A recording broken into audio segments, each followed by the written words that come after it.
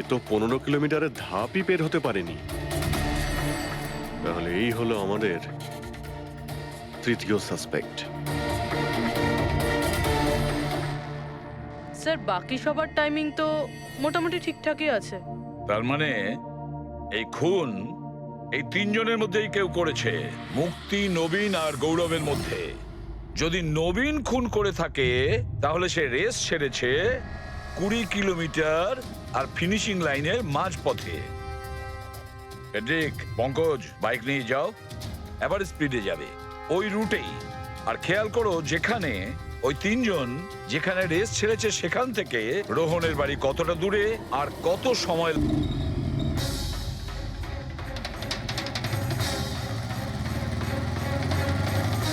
পনেরো কিলোমিটারের মাঠ থেকে আসছি স্যার, এটা 10 কিলোমিটার। হ্যাঁ, মুক্তি বোধহয় এখানেই কোথাও দাঁড়িয়েছিল, 10 আর 15 কিলোমিটারের মার্কের মাঝখানে। এই আমি স্টপ ওয়াচটা অন করলাম আর আমি চললাম রোহনের বাড়ি। থাম পঙ্কজ, এই রাস্তাটা দিয়ে। এই রাস্তা দিয়ে? হ্যাঁ, এই রাস্তাটা চলুন। আরে আস্তে চালা না। হ্যাঁ।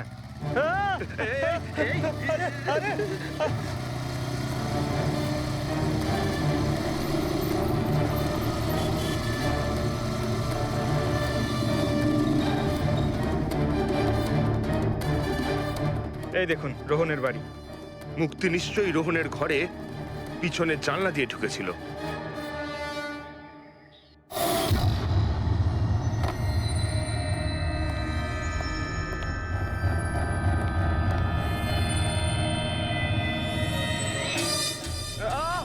আরে অ্যাক্টিং করতে বলেছিলাম। থাম। মুক্তি রোহনকে খুন করার পর হয়তো সমস্ত তথ্য প্রমাণ পুড়িয়ে আবার দৌড়ে ফিরে গিয়েছিল ম্যারাথন শেষ করতে। চল আমরা আবার যাব সেই ম্যারাথনের ওখানেই, 20 কিলোমিটারের মার্কটার কাছে।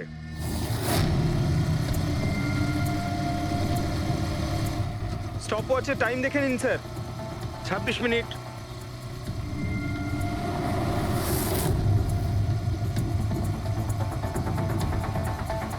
বাহ, আরে ব্যাস ব্যাস ব্যাস। এবার মুক্তি পৌঁছলো 20 কিলোমিটারের মার্কে পাক্কা 30 মিনিট পরে। আর তারপর এখান থেকেই হয়তো ও রেসটা শেষ করেছিল।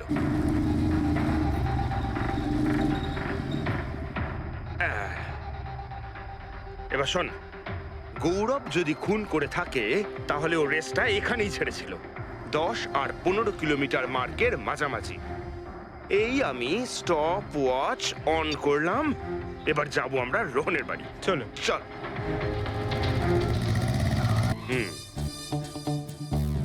হ্যাঁ, একদম পুরো বিশ্বাস আছে আমার। Excuse me. এই ছাড় ছাড় ছাড় ছাড়, আরে আরে আরে মরে যাবো তো। চল।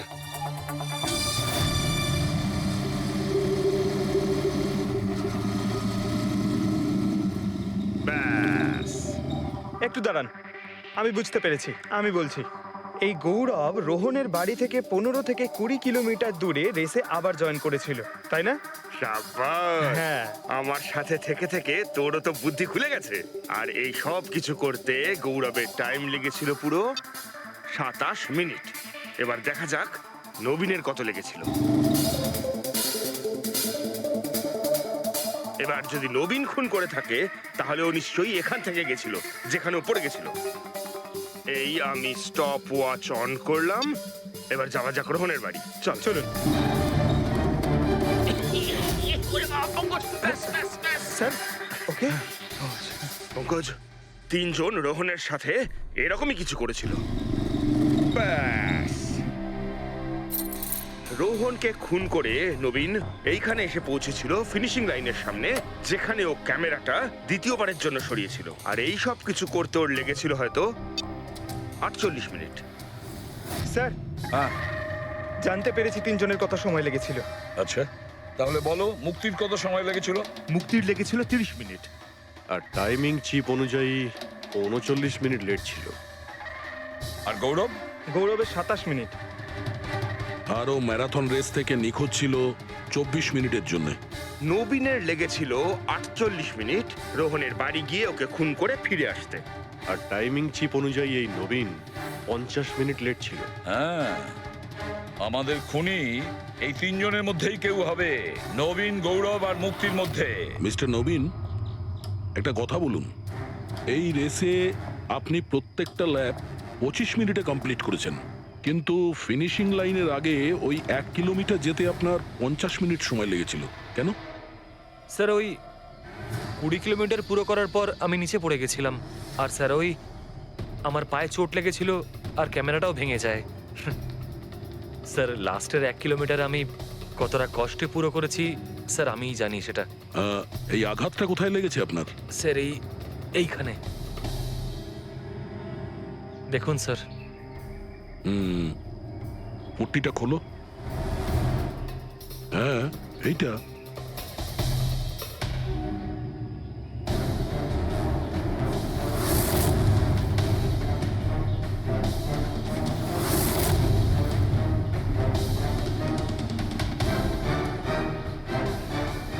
স্যার এবার আপনার বিশ্বাস হয়েছে যে আমি কোনো দোষ করিনি? নির্দোষ যদি হও, এত ঘাবড়ে যাচ্ছ কেন?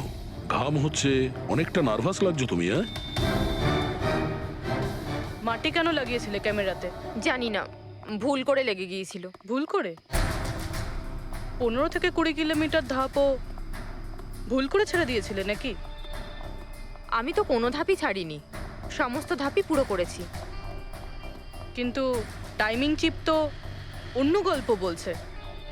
টাইমিং চিপ খারাপও তো হতে পারে। আপনি একজন মেশিনের উপর বিশ্বাস করবেন নাকি একজন জীবন্ত মানুষের উপর? আচ্ছা, তোমার গোপ্রো ক্যামেরাটা কোথায় গেল? তুমি তো ওদের ওটা ফেরত দাওনি। ওটা তো হারিয়ে গেছে স্যার। হারিয়ে গেছে? কি করে হারিয়ে গেল ভাই? জানি না স্যার, ওই রেসের মাঝখানে হঠাৎ করে দেখলাম ক্যামেরাটা ছিলই না, জানি না কোথায় পড়ে গেছে। আচ্ছা, আর ওই 15 কিলোমিটারের ধাপটাও কি হারিয়ে গিয়েছিল? ওটাকে তো পার করনি তুমি। স্যার আমি পুরো রেস কমপ্লিট করেছি। মিথ্যে কথা বলবে না। রেসের মাঝে কোথায় গিয়েছিলে? কোথাও যায়নি স্যার, আমি তো পুরো রেস কমপ্লিট করেছি, কোথাও যায়নি স্যার। আচ্ছা, স্যার মনে হচ্ছে নবীনই, কারণ আমি যখন ওকে জিজ্ঞাসাবাদ করছিলাম তখন ওর মুখ একদম ফ্যাকাশে হয়ে গেছিল, হাত পা কাঁপছিল ওর। এই গৌরবও কম নয়। ও বললো জানি না কি করে ক্যামেরাটা হারিয়ে গেছে। আরে এত বড় একটা ক্যামেরা পড়ে গেলে সেটা কেউ জানতে পারবে না স্যার। বস, তোমার কথাটা ঠিকই, কিন্তু নবীন। নবীনের একটু আঘাত লেগেছে না? হ্যাঁ স্যার, আঘাত তো ওর লেগেছে। স্যার আমার মনে হচ্ছে ও মিথ্যে কথা বলছে। স্যার আমার মনে হচ্ছে মুক্তি মিথ্যে বলছে।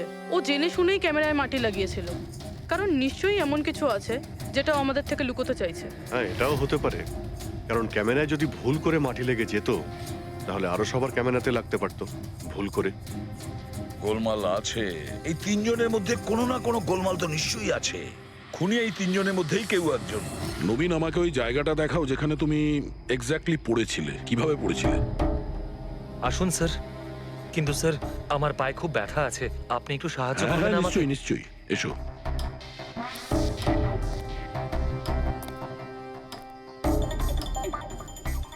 স্যার আমি এখনো বলছি আপনাকে, আপনি নিজের টাইম ওয়েস্ট করছেন। এমনটা যেন না হয় যে আসল খুনিই পালিয়ে যায়। সিআইডির হাত থেকে আজ পর্যন্ত কোনো খুনি না বেরিয়েছে না বেরোতে পারবে, নিশ্চিন্ত থাকো। হ্যাঁ স্যার ওই যে এখানে আটকেই আমি পড়ে যাই। এখানে? হ্যাঁ স্যার, স্যার পড়ে যেতেই আমার ক্যামেরাটাও ভেঙে যায়। আচ্ছা। তারপর আমি ক্যামেরাটা আবার লাগালাম, তারপর রেস স্টার্ট করলাম। প্রচুর ব্যথা নিয়ে তুমি এই রেসটা ফিনিশ করেছো। হ্যাঁ স্যার, এখনো খুব ব্যথা। তুমি পড়েছিলে এইখানে, এই জায়গাটায়? হ্যাঁ স্যার, খুব ক্লান্ত হয়ে গেছিলাম তো, তাই খেয়াল করিনি, আর পা আটকে নিচে পড়ে যাই। আচ্ছা, রেস ফিনিশ করার আগে তুমি দ্বিতীয়বার ওই ক্যামেরাটাকে সরিয়ে দিয়েছিলে কেন? আচ্ছা, ওটা তো স্যার খুব গরম লাগছিল তো, তাই মুখটা ধোয়ার জন্য আমি ক্যামেরাটা খুলে ফেলেছিলাম, কিন্তু কিছুক্ষণ পরেই আমি আবার ক্যামেরাটা লাগিয়ে নিই। রেস তো আমি তারপরেই কমপ্লিট করেছিলাম। হ্যাঁ ঠিক আছে, চলো। স্যার কিছু তো বলুন, আমরা যাচ্ছি কোথায় আসলে? তোমার হারিয়ে যাওয়া ক্যামেরা খুঁজতে। স্যার কিন্তু এত বড় জায়গাতে আমরা খুঁজবো কি করে ওই ক্যামেরাটা? প্রত্যেক ক্যামেরাতে একটা চিপ লাগানো আছে, আর এই ম্যাপ বলছে তোমার ক্যামেরা এইদিকেই আছে। চলে এসো। ম্যাম, আমি সত্যি কথাই বলছি। সত্যি তো এটাই, তুমি 10-15 কিলোমিটারের মাঝে রেস ছেড়ে দিয়েছিলে, আর তারপরে রোহনকে মেরে দিয়ে এখানে চলে এলে, এই 20 কিলোমিটারের মার্কে চলে এলে। কারণ তুমি তো জানতে এখান থেকে তোমাকে কোনো খেলোয়াড় দেখতে পাবে না। সব খেলোয়াড়রা তো তখন পিছনে। সব মিথ্যে। আপনি আমার কথা বিশ্বাস কেন করছেন না?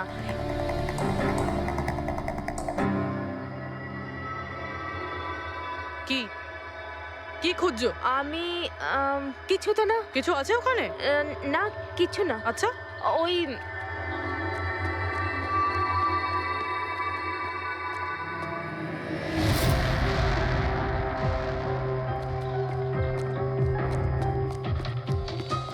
ও তো তুমি সাইকেলে করে গিয়েছিলে রোহনকে খুন করতে?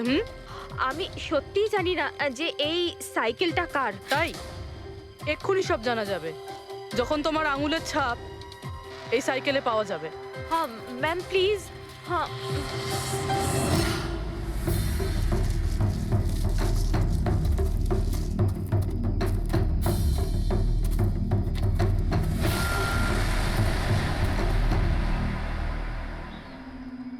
এই হলো ক্যামেরা। এটাকে পুরো ভেঙে ফেলেছো? হ্যাঁ, আমি ভাঙিনি স্যার। দুটো ক্যামেরা।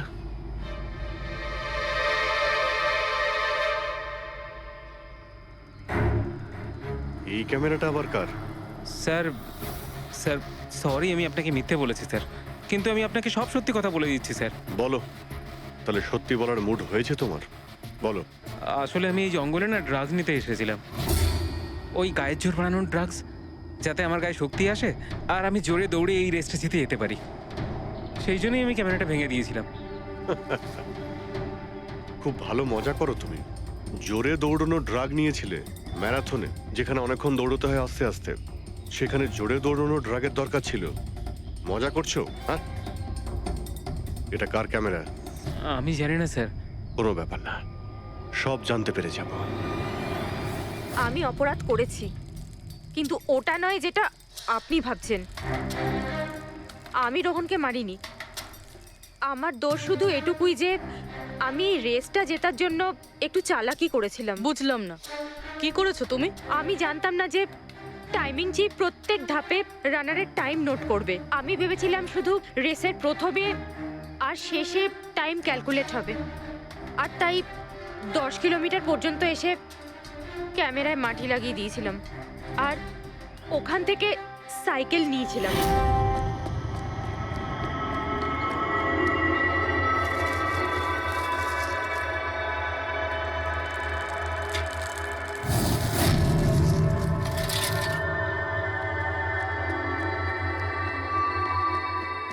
কিন্তু রেস শেষ হতেই সিআইডি ওখানে চলে এলো, আর আমি ওখান থেকে সাইকেলটা সরানোর সুযোগই পাইনি। এত কিছু করেছো শুধু একটা রেস জেতার জন্য? আসলে অফিসে বেট ধরা হয়েছিল যে আমাদের ডিপার্টমেন্টে যে রেসটা জিতবে তাকে সবাই কন্ট্রিবিউট করে 5 লাখ টাকা দেবে। আমার টাকার খুব দরকার ছিল, তাই আমি এটা দীপ্তির ক্যামেরা। এই দুটো ক্যামেরা তোমরা কেন ভেঙেছিলে? স্যার আসলে আমরা এই রেসে এসেছিলাম যাতে একে অপরের সাথে সময় কাটাতে পারি, কিন্তু তারপরে খেয়াল হলো যে আমাদের প্রেমের কথাবার্তা সব ওই গোপ্রোতে রেকর্ড হচ্ছে স্যার। কখন থেকে ফলো করছে। শোন না, তোকে খুব সুন্দর লাগছে। দাঁত ছাড়ো তো। কি হলো? গোপ্রোতে সব রেকর্ড হচ্ছে। ও গড, এখন কি করব? একটা কাজ করা যাক, চল আমার সঙ্গে। হ্যাঁ,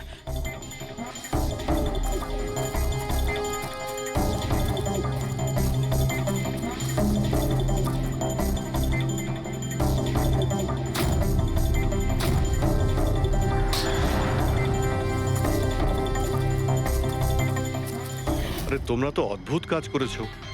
আরে এতে তো কোনো সাউন্ড রেকর্ডই হয় না। তোমরা তো বোকার মতো কাজ করেছিলে। হয়তো কে দুটো ক্যামেরা ভেঙে দিয়েছো।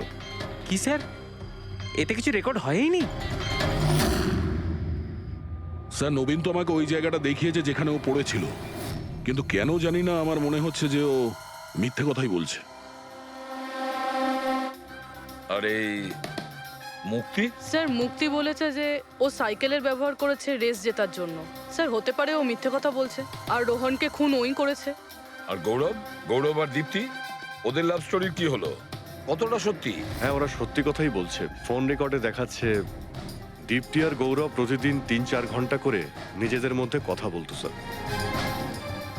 একটা কাজ করি আমরা, আবার ম্যারাথন রেসের ফিনিশিং ভিডিওটা দেখি।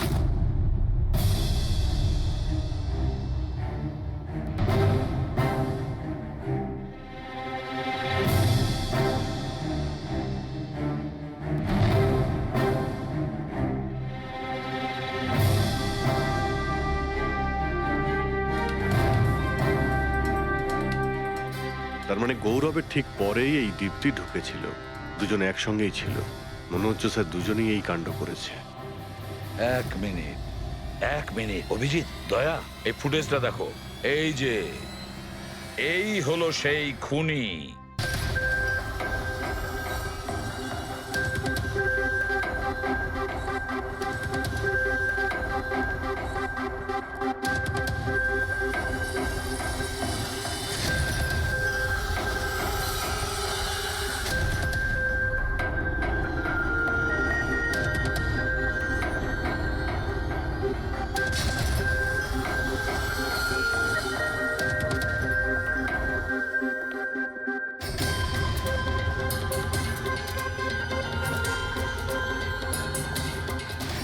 স্যার, আমাদের এখানে কেন ডাকা হয়েছে? খুনির নাম বলবার জন্য। স্যার সত্যি খুনি ধরা পড়েছে? তাহলে তাহলে বলুন না স্যার, কে খুনি? আরে বলবো, একটু ধৈর্য ধরো। মুক্তি, 5 লাখ টাকার জন্য তুমি বেইমানি করেছো। 5 লাখ টাকার জন্য। আর গৌরব, তুমি হ্যাঁ? তুমি তো তোমার ভালোবাসা লুকোনোর জন্য বেইমানি করেছো। আর নবীন, তুমি, চলো তোমাকে আবার দেখাচ্ছি, রেসের একটা পার্ট দেখাচ্ছি। খুব ভালো করে দেখো আর বলো কোথায় ভুল আছে, বলো।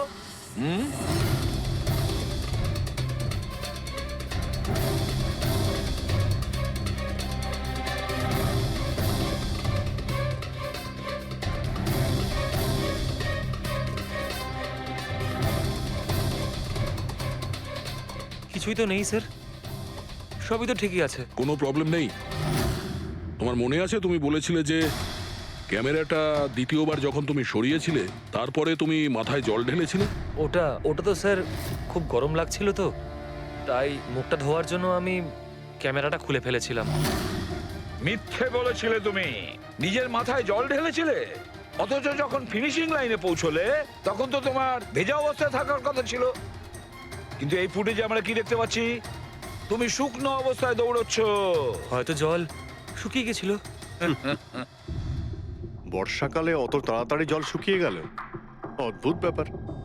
তাহলে নবীন, তোমাকে আরো একটা ফুটেজ দেখাই, এই গল্পের শেষ অংশ। বলো, এটা দেখে তোমার কি মনে হচ্ছে?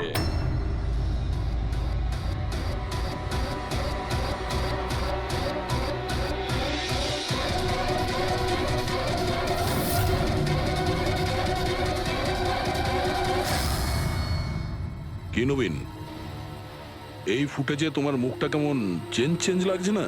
হ্যাঁ, অন্যরকম তো দেখাবেই, কারণ এই মুখটা নবীনের নয়, ওর ভাই প্রবীণের।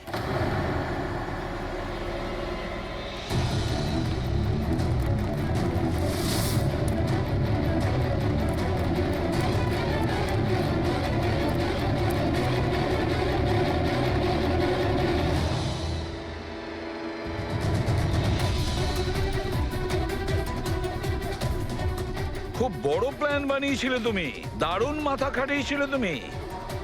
প্রথমে 3টে এমপ্লয়ির ক্যামেরা বন্ধ করে দিয়েছিলে,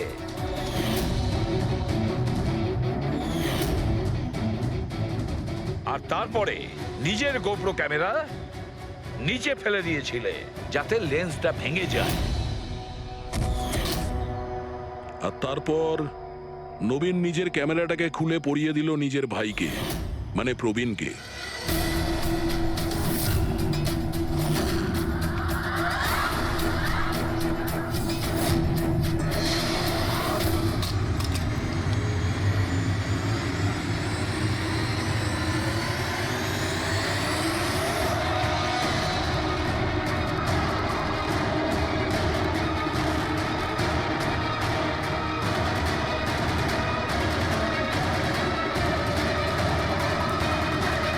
এই ক্যামেরা বদল করার সময় খুব একটা সময় ছিল না, তাই হতে পারে ওই টি শার্টে যখন কাগজটা লাগাচ্ছিল তখন সমস্ত ম্যাগনেটগুলো লাগায়নি, কিছু ম্যাগনেট নবীন নিজের পকেটে ভরে নিয়ে গেছিল।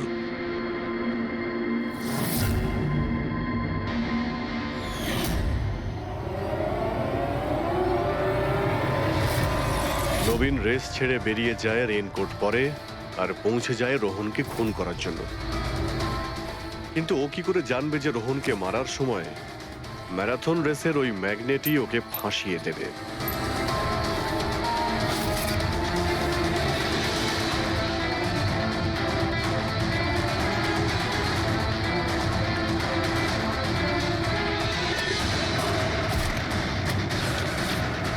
তারপর তুমি পুরো প্রমাণ নষ্ট করলে আর আবার এসে রেসে জয়েন করলে।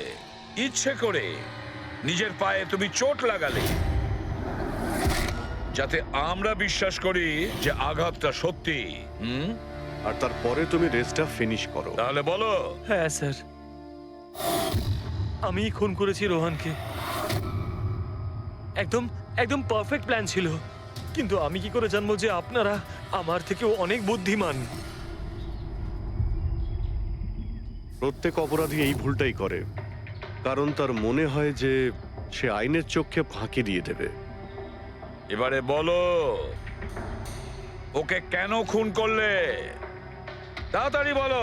বিএনডি বিল্ডকনে হওয়া প্রত্যেকটা গন্ডগোলের পেছনে আমিই ছিলাম। আমার জন্যই প্রত্যেকটা টেন্ডার কোম্পানির হাতছাড়া হলো।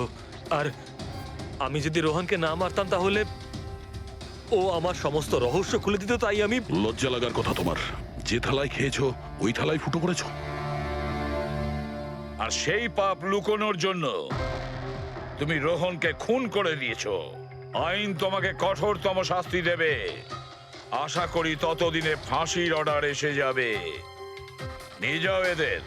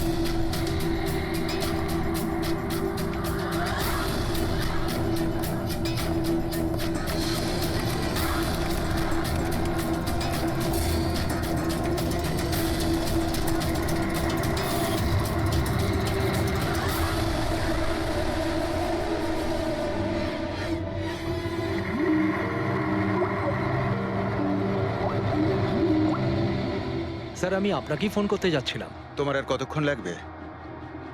আপনি এটা ধরে নিতে পারেন গন্তব্যে আমরা পৌঁছে গেছি। বলছো লোকের কাছাকাছি দেখতে পাচ্ছ? হ্যাঁ, দেখতে পাচ্ছি তো। Tendering and estimating department.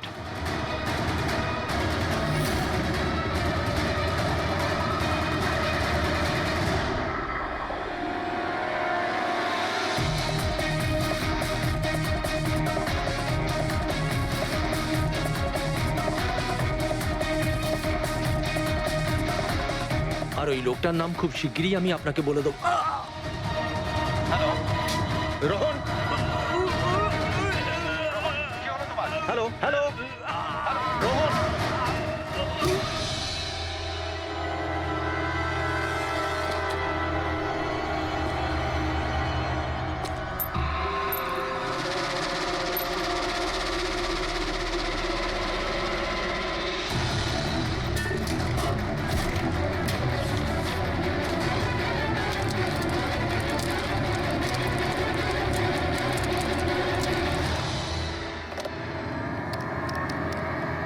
Hello, police station.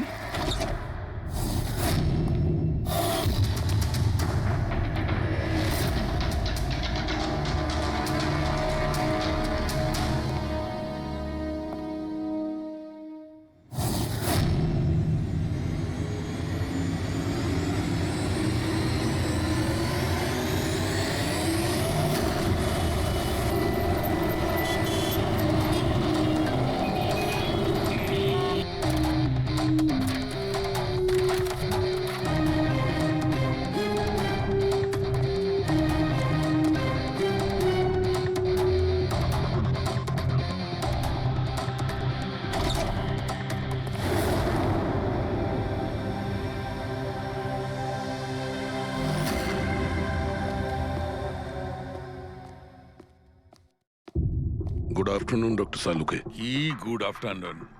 Please sorry, don't mind. আসলে যখনই কোনো নিরপরাধ লোকের খুন দেখি না, তখনই গুড আফটারনুন গুড মর্নিং এর উপর বিশ্বাসই চলে তাই তো যায়। ডক্টর। ডক্টর কোনো পোক্ত প্রমাণ পেলেন?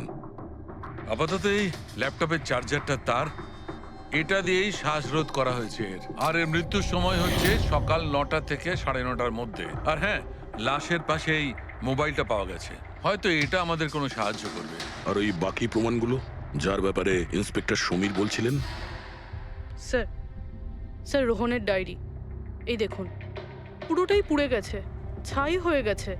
তবে এই ডায়েরিটার সঙ্গে অনেক ডকুমেন্টসও ছিল, সেগুলোও পুড়ে গেছে। বুঝতেই পারছি না যে ওই ডকুমেন্টস এমন কি ছিল।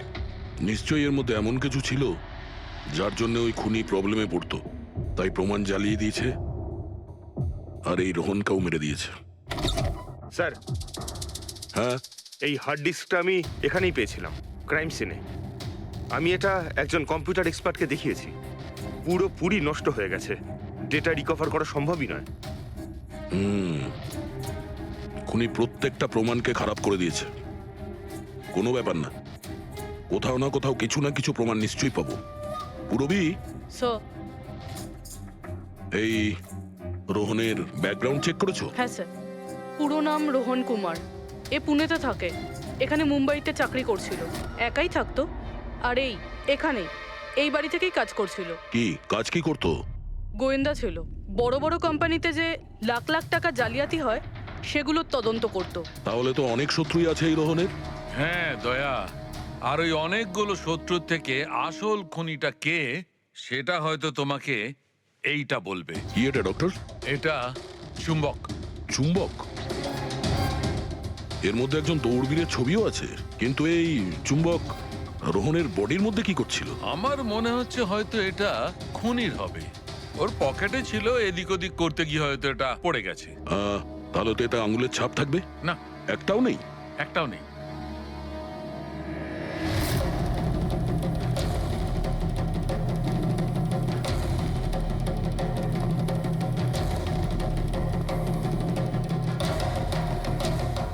খুনি মনে হয় এখান থেকে এসছে। পুরবি, স্যার। এই রোহন এই মুহূর্তে কার জন্য কাজ করছিল? স্যার, ডিএনডি বিল্ডকম লিমিটেডের জন্য। BND Buildcom limited? এটা তো ইঞ্জিনিয়ারিং আর কনস্ট্রাকশনের 1 নম্বর কোম্পানি শহরের। হ্যাঁ স্যার, এই দেখুন, এই ভাঙা হার্ড ডিস্কটার উপরেও ওই কোম্পানিটারই স্টিকার লাগানো রয়েছে। আর মারা যাওয়ার ঠিক আগে এই রোহন এই কোম্পানির সিইও মিস্টার হিতেশের সাথে ভিডিও কলে ছিল।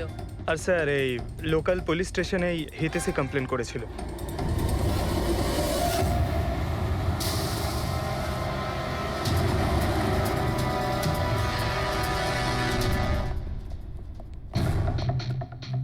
এটা কি এত বড় অফিসে শুধুমাত্র একজনই লোক ছিল নাকি? মনে হচ্ছে স্যার ইন্ডিয়ার ম্যাচ দেখার জন্য সবাই বাড়ি চলে গেছে। আচ্ছা, আজকে ইন্ডিয়ার ম্যাচ আছে? স্কোরটা কি হলো? কোহলি সেঞ্চুরি করতে যাচ্ছে। কি বলছেন স্যার? আপনি কি করে জানলেন? বাইরে ওয়াচম্যান কমেন্ট্রি শুনছিল। ইনভেস্টিগেশন করতে এসেছি, চোখ কান খোলা রাখতে হবে। স্যার, হিতেশের cabin. Mister Hitesh. Hi, CID. Please বসুন। আমি আপনাদেরই অপেক্ষায় ছিলাম। শুরু থেকে বলুন সবকিছু। 6 মাস আগে আমি রোহনকে কাজে রাখি। গত 5 বছর ধরে আমাদের কোম্পানিতে যে লোকসান হচ্ছে তা আগে কখনো হয়নি। কি ধরনের ক্ষতি? লোকসানের লিস্ট তো বলে শেষ করা যাবে না। যে টেন্ডারগুলো আমাদের কোম্পানির পাওয়া উচিত ছিল সেগুলো হাত থেকে বেরিয়ে যাচ্ছিল। এই দেখুন, 1100 কোটির রিফাইন্ডিং কন্ট্রাক্ট, 37 কোটির রেলওয়ে কন্ট্রাক্ট, আর 800 কোটির পাওয়ার ট্রান্সমিশন কন্ট্রাক্ট। এটাও তো হতে পারে যে যে সমস্ত কোম্পানি এই কন্ট্রাক্টটা পেয়েছে ওরা আপনার থেকে কম কোট দিয়েছে। সেটাই তো আমি বলতে চাইছি স্যার। যদি অন্য অন্য কোম্পানি এই টেন্ডার পেতো তাহলে ব্যাপারটা অন্য ছিল, কিন্তু এই সমস্ত কন্ট্রাক্ট একটা মাত্র কোম্পানিই পেয়েছে। আর সবচেয়ে বড় কথা হলো তাদের অ্যামাউন্ট আমাদের দেওয়া অ্যামাউন্টের থেকে মাত্র 1000 টাকা কম। শুধুমাত্র 1000 টাকা কম? কোন কোম্পানি এটা? XPL infrastructure. XPL infrastructure? তাহলে আপনার মনে হচ্ছে যে আপনার কোম্পানিতে এমন কেউ বেইমান আছে যে স্যালারি আপনার থেকে নেয় কিন্তু কাজ এক্সপিএল এর জন্য করে? 100%। কেউ না কেউ তো অবশ্যই আছে। আর রোহন ওই লোকটার খুব কাছাকাছি পৌঁছে গিয়েছিল। ওর লাস্ট ফোন কলে আমায় এটাও বলেছিল যে সেই বেইমান এস্টিমেটিং অ্যান্ড টেন্ডিং ডিপার্টমেন্টের লোক। আচ্ছা, এই ক্রাইম সিন থেকে আমরা এই ড্যামেজড হার্ড ডিস্কটা পেয়েছি। কি আছে এর ভেতরে? স্যার, এটা আমাদের কোম্পানির গত 5 বছরের CCTV footage, call logs, emails, আমাদের কোম্পানিতে কত এমপ্লয়িজ আছে, সমস্ত ইনফরমেশন এতে ছিল। তাহলে এর কপি নিশ্চয়ই আছে আপনার কাছে? আগে হ্যাঁ, আছে। আমরা ওটা আমাদের সঙ্গে নিয়ে যাব। শিওর।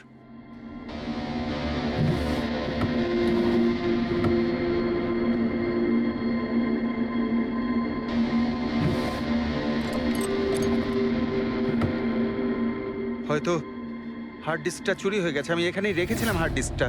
কি? আপনার কেবিনের ভেতর থেকে কোনো জিনিস কি করে চুরি হয়? হয়তো আমার অনুপস্থিতিতে কেউ এসেছিল আর এখান থেকে। কিন্তু আপনার অফিসে সিসিটিভি ক্যামেরা লাগানো নেই কেন? কখনো দরকারই পড়েনি স্যার। প্রয়োজন বলে আসে না, এখন পড়লো তো প্রয়োজন। Sorry sir. আর হ্যাঁ, মিস্টার হিতেশ, আপনার কোম্পানিতে যত এস্টিমেটিং আর টেন্ডারিং ডিপার্টমেন্ট আছে, যত লোক আছে, আমরা তাদের সঙ্গে কথা বলবো। স্যার, আজকে ওই ডিপার্টমেন্টের কোনো এমপ্লয়ি কাজে আসেনি। কেন? সবাইকে ছুটিতে গেছে? আসলে ওরা প্রত্যেকেই ম্যারাথন রেসে পার্টিসিপেট করতে গেছে, যেটা সকাল 7টা থেকে 11টার মধ্যে হবে। কি? সবাই ওই ম্যারাথন রেসে দৌড়তে গেছে? হঠাৎ করে সবাই এরকম রানার হওয়ার স্বপ্ন দেখছে কেন? আসলে আমাদের কোম্পানি এই ম্যারাথন রেসটা স্পন্সর করছে, তাই আমাদের এমপ্লয়ীদের এটা বাধ্যতামূলক ছিল ওখানে পার্টিসিপেট করা। শুধু তারাই পারবে না যাদের হাঁটুতে বা অন্য কোনো সমস্যা আছে। তো আপনারও সমস্যা আছে হাঁটুতে? হ্যাঁ। আচ্ছা আচ্ছা, এই ডিপার্টমেন্টে কতজন কাজ করে? 10 জন। আর এই 10 জনই ম্যারাথন রেসে গেছে? হ্যাঁ স্যার, যদি কেউ না যেত আমি অবশ্যই জানতে পারতাম স্যার। স্যার, হুম, যদি পুরো ডিপার্টমেন্টের সবাই ম্যারাথনে দৌড়চ্ছিল যখন রোহনের খুন হয়েছিল, তাহলে খুনটা করলো কে? হতে পারে ওই কন্ট্রাক্ট কিলার। 1 মিনিট। মিস্টার হিতেশ, আপনার কাছে এই ম্যারাথন রেসের কোনো ব্রোশিয়া, কোনো লেটার আছে? ইয়েস স্যার, আমি আনছি। কি হলো স্যার? চুম্বকে ওই দৌড়ানোর লোকটা, ম্যারাথন রেস, এক্ষুনি জানতে পারবো। এই নিন sir. Thank you. You are welcome sir. হুম, দেখেছো, এটাই হলো ওই চুম্বকের রহস্য। যেটা ক্রাইম সিনে পাওয়া গেছে সেটা ম্যারাথন রেসে। মানে স্যার, ও ম্যারাথন রেসে দৌড়চ্ছিল, রোহনকে খুন করার জন্য ও রেস ছেড়ে দিয়ে ওর বাড়ি চলে যায়। মনে তো হচ্ছে এইরকমই। স্যার, এই বিপ ম্যাগনেট জার্সির ওপর লাগানো হয়। সঞ্জু স্যারকে একটু বুঝিয়ে দাও। দেখুন স্যার, এই ম্যাগনেটটাকে এখানে এইভাবে লাগিয়ে দিতে হবে। সেম এরকমই আরেকটা নেওয়ার পরে জার্সির ভেতর থেকে আমরা নিয়ে নেব, আর এটাকে আমরা এইভাবে লাগিয়ে দেবো। সেম আরেকটা এইভাবে নিয়ে এটাকে নিয়ে আমরা এইভাবে লাগিয়ে দেবো, আর এটা এইভাবে লক হয়ে যায়। আগে আমরা সেফটি পিন ইউজ করতাম, কিন্তু 2-1 রানার্সের চোট লেগেছিল, তাই আমরা এই ম্যাগনেট টেকনিকটার ব্যবহার করছি। এই ম্যাগনেট আর রেসিং হুইপ আপনি সব প্রতিযোগীকেই দিয়েছিলেন? ইয়েস স্যার, সবাইকে জানিয়ে দেওয়া হয়েছিল, বলাও হয়েছিল রেস শেষ হয়ে যাওয়ার পরে সব ম্যাগনেটগুলোকে ফেরত দিয়ে দিতে। তাহলে কারা কারা এই ম্যাগনেট ফিরিয়ে দেয়নি? স্যার, অনেকেই দেয়নি, কেউ ফেলে দিয়েছিল, কেউ বা হারিয়ে ফেলেছিল, আর এক একজনের দায়িত্বও ছিল না যে জিনিসটাকে ফেরত দিতে হবে। একটা কথা তো শিওর, কেউ রেস মাঝপথে ছেড়ে দিয়েছিল, গিয়ে খুন করে আবার ফিরে এসেছে। কিন্তু স্যার, রেস তো অনেক লোকেই মাঝখানেই ছেড়ে দিয়েছিল, কিন্তু এটা কি করে জানা যাবে যে তাদের মধ্যে রোহনকে কে মেরেছে? ওই 10 জনের মধ্যেই কেউ হবে যারা ক্যান্টিন ডিপার্টমেন্ট আর এস্টিমেটিং ডিপার্টমেন্টে কাজ করছিল। কিন্তু স্যার, ওই 10 জনের মধ্যে রেস মাঝপথ থেকে ছেড়ে দিয়েছিল, এটা কিভাবে জানতে পারবো? জানা যেতে পারে স্যার। কি করে? স্যার, আমরা প্রত্যেকটা প্রতিযোগীর মাথায় গোপ্রো ক্যামেরা লাগিয়েছিলাম, আর সেটা থেকে জানা যেতে পারে কে মাঝপথে ছেড়ে দিয়েছিল। ওয়ান্ডারফুল।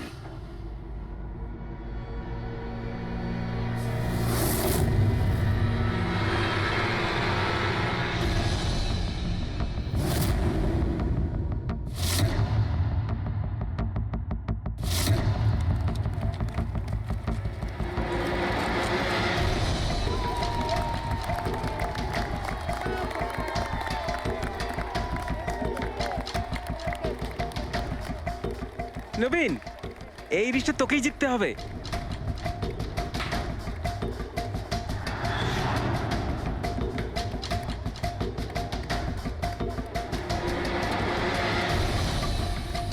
রান।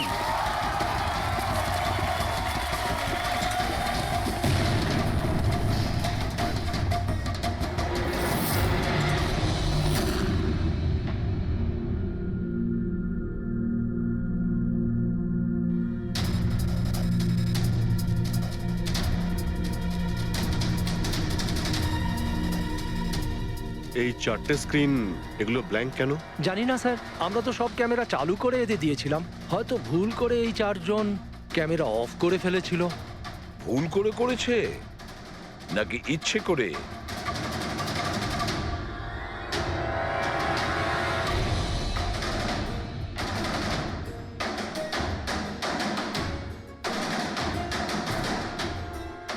এদের মোটিভটা কি বুঝে উঠতে পারছি না। এরা কি করতে চাইছিল? কি কুনাল, একটা ক্যামেরা ভাঙা, একটা ক্যামেরায় মাটি লেগে আছে, এই চারটে ক্যামেরা ব্ল্যাঙ্ক, সেটা কেন? জানি না স্যার। ওইসব জানি নাটা নিয়ে বললে হবে না। এই সব কটা ক্যামেরা 10-এ 10 আমার চাই। স্যার এই তিনটে ক্যামেরা একদম ঠিক ছিল স্যার। এমপ্লয় 1, এমপ্লয় 2 আর এমপ্লয় 3। তার মানে এই তিনটে ক্যামেরায় কোনো টেকনিক্যাল প্রবলেম ছিল না। কেউ ইচ্ছে করে ক্যামেরাগুলো বন্ধ করেছিল বা ভুল করেও করে থাকতে পারে, কিন্তু বলা যায় না। কিন্তু স্যার এই চারটে ক্যামেরারই ফুটেজ একদম ঠিকঠাক স্যার। এমপ্লয়ি 4, 5, 6, 7। তাহলে এবার যাই প্রবলেম ক্যামেরাতে। সবার আগে প্রবলেম ক্যামেরা ছিল এই নবীনের, যার লেন্স ক্র্যাক হয়ে গেছিল। হতে পারে দৌড়তে দৌড়তে পড়ে গেছিল।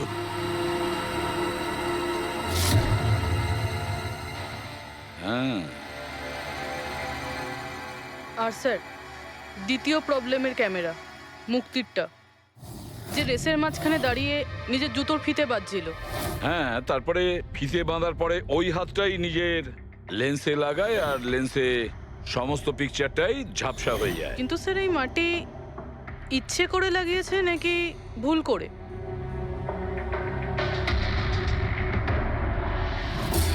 আরে 10টা লোকের তো 10টা গোপ্রো ক্যামেরা থাকা উচিত, এখানে তো দেখছি 9টা। গৌরবের ক্যামেরাটা কি হলো, সেটা কোথায়? স্যার ওই ক্যামেরাটা হারিয়ে গেছে, গৌরব ওটা ফেরত দেয়নি। তাহলে স্যার এই গৌরবই খুনি, ওকে ধরে ফেলা উচিত। না পঙ্কজ, এইভাবে হয় না। হতে পারে গৌরব ক্যামেরাটা ফেরত দিতে ভুলে গেছে। আমাদের এটা ভাবতে হবে যে খুনি এই সময়টাই কেন বেছে নিল ম্যারাথন রেসের টাইমে খুন করার জন্য। ও তো চাইলে যে কোনো সময় খুন করতে পারতো, যে কোনো জায়গায় পারতো। হ্যাঁ, অ্যালিবাইয়ের জন্য স্যার, যাতে ধরা পড়লে খুনি বলতে পারে যে রোহনকে খুনের সময় ও তো ম্যারাথনে পার্টিসিপেট করেছিল।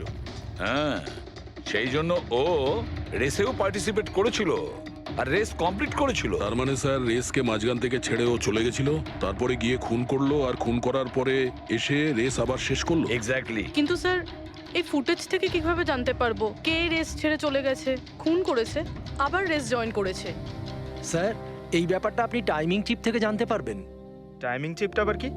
আজকাল ম্যারাথন রেসে বিজেতা কে জানার জন্য RFIDর ব্যবহার করা হয়। RFID মানে রেডিও ফ্রিকোয়েন্সি আইডেন্টিফিকেশন। আগে হ্যাঁ। ও, এই টেকনিক থেকে একটা জিনিস জানা যেতে পারে যে একজন রানারের প্রত্যেকটা ল্যাব কমপ্লিট করতে কত সময় লেগেছে।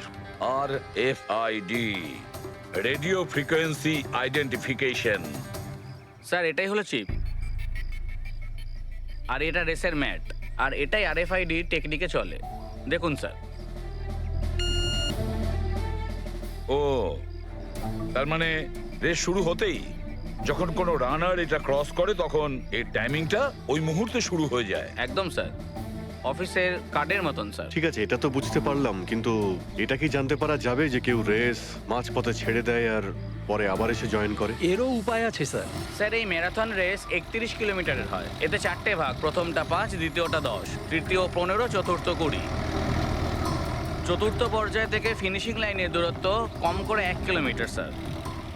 তার মানে সব মিলিয়ে 6টা প্যাড, স্টার্টিং লাইনের প্রথম প্যাড আর ফিনিশিং লাইনের 6 নম্বর প্যাড, মাঝখানে 4টে থাকছে, 4টে ধাপ, 4টে প্যাড। যখন কোনো প্রতিযোগীর পা ওই প্যাডের মধ্যে পড়ে তখন আমরা বুঝতে পারি ওই রানার কত টাইমটা নিয়েছে।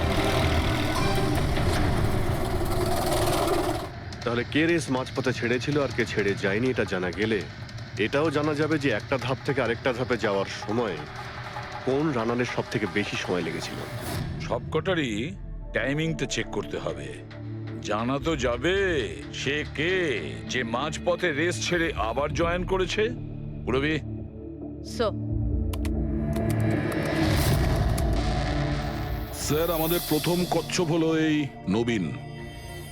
এ রেসের প্রত্যেকটা ল্যাপ 25 মিনিটে কমপ্লিট করেছে, কিন্তু শেষ ল্যাপের পরে ফিনিশিং লাইন পর্যন্ত পৌঁছানোর জন্য মানে 1 কিলোমিটার ক্রস করার জন্য ওর 50 মিনিট সময় লেগেছে। নবীন,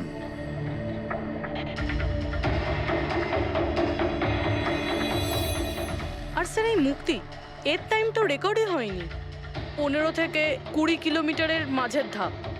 তাহলে এ হলো দ্বিতীয় সাসপেক্ট।